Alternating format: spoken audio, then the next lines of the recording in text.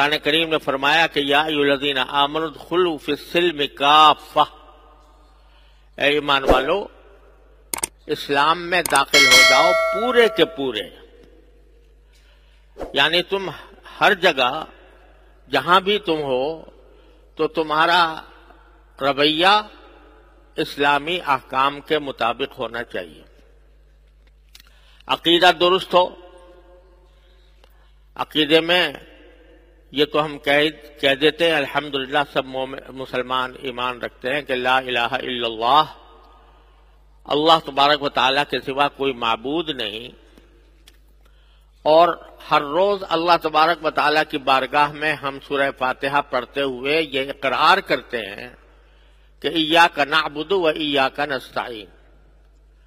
ہم اے اللہ آپ ہی کی عبادت کرتے ہیں اور آپ ہی سے مدد مانگتے ہیں۔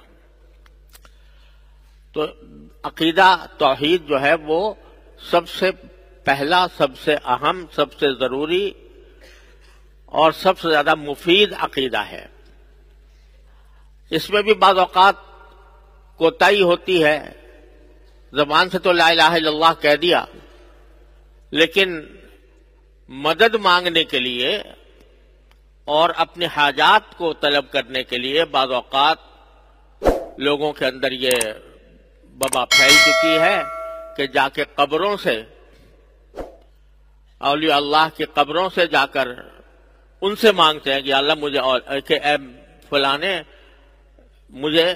اولاد دے دے، مجھے مال دے دے، میری رزق میں اضافہ کر دے۔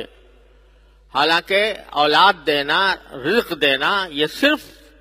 اللہ جل جلالہ ہی کی خاص صفت ہے، کسی اور کو اس میں شریک ٹھہرانا یہ اللہ بچائے شرک تک انسان کو لے جاتا ہے۔ تو عقائد درست ہوں، عبادات درست ہوں۔ عبادات میں